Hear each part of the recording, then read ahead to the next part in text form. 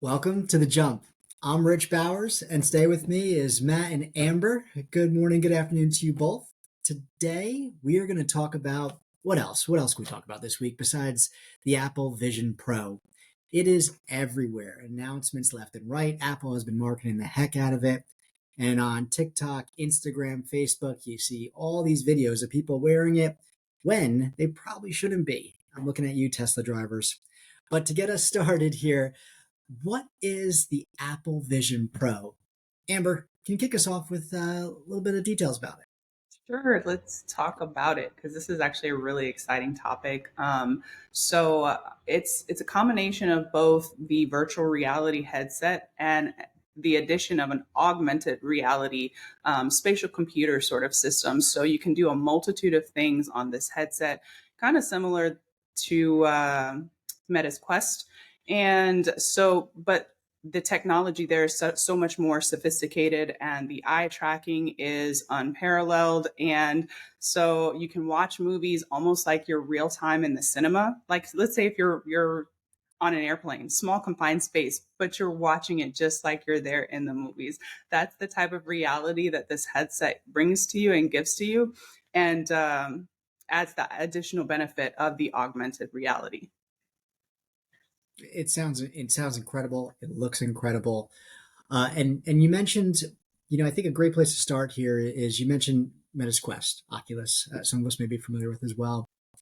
That's really who it's going against, right? It's the DVDs versus HD DVD or whatever it was back in the day. The cassettes and the CD battles. How different is Meta's Quest, or how different is Vision Pro to Meta? So first and foremost, the major difference is going to be the price point, because the Meta is entry around about $500, and the price point for the Apple is somewhere around $3,500. So already you can see a substantially large price difference there. But to talk about some of the technology differences, while they have some similarities, Apple is by far way up there as far as the differences in the eye tracking and the experience that you get when you're looking at things.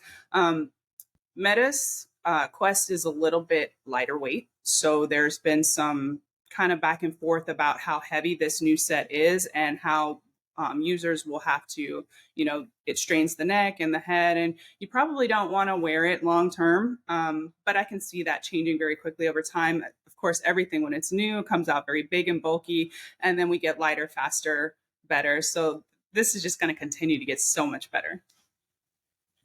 And hopefully the other part of Moore's law get cheaper as well. Hopefully that happens too.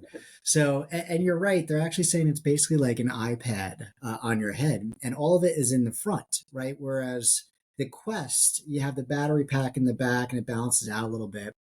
The Vision Pro's battery is off to the side, so it is heavy in the front. It kind of drags down. I've been seeing a lot of that in the reviews, but as you mentioned, the technology seems superior. And I did want to ask about the term that I'm hearing a ton of. Apple doesn't even want you to refer to this as a headset. They want you to refer to this as spatial computing. And I'm super curious. Obviously, this is a term that not many of us are aware of. Matt, what would you say is spatial computing? How would you describe it?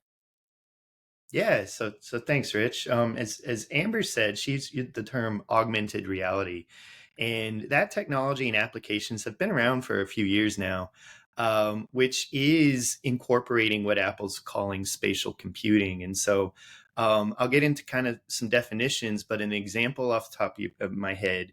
Everyone remember a few years back, Pokemon Go was really popular, right? And you could Mm-hmm. use your mobile app with the camera and lens to look at your environments around you, and it would augment reality, right? It would display visions, characters, that sort of stuff on landmarks and parks and the world around you.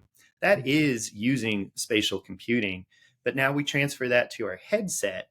Well, the headsets have multiple cameras for depth perception and all sorts of stuff. It's detecting geometric patterns, the world around you, and then distorting the images appropriately so they overlay on everything. I'm sure y'all have seen the promo where there's the guy working on his engine in the garage or the car, kind of like Tony Stark and oh shoot, Jarvis right there. Mm-hmm. Yep. That's what they want to make reality here. That sounds crazy. I wonder if it'll be as crazy. Remember when Pokemon Go came out that summer? Everybody was outside playing it, right? And it seems like that's what Apple is looking to do with this, where people are wearing this and using it nonstop. I think another difference with the Quest and this is Apple wants you to use this for work, right? Mm-hmm. I know the Quest was talking about the metaverse, but it seems to be turning into more of a gaming device as opposed to the direction that this is going. And with spatial computing, which is bringing together the virtual and physical worlds, right, is Mm-hmm. kind of what they're looking to do in a seamless way. Now, to do this, as you're mentioning, as you and Amber both mentioned, you need some certain specifications, some strong technology. So, can you take us a little tour of that headset over? I'm going to try to stay relatively superficial on this, but there's a lot of really cool stats going with the Apple Vision Pro here. So, um, first off, the lens adjustment, which ties into focal point, depth, and all sorts of other things that you're going to get, is automatic on the Apple Vision Pro compared to the Quest. The display actually that you're seeing on your face right there is a much higher OLED resolution compared to the Quest.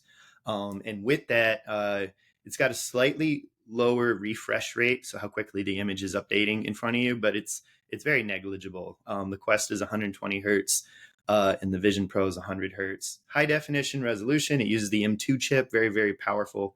It's got a little bit more RAM as well, actually twice as much RAM, which is going to affect performance on the headset. One of the reasons it's a little heavier is it literally has its tracking cameras and sensors on it. It's got 6 compared to the Quest 4 right there. And then I was really excited to see when it talks about its depth sensors.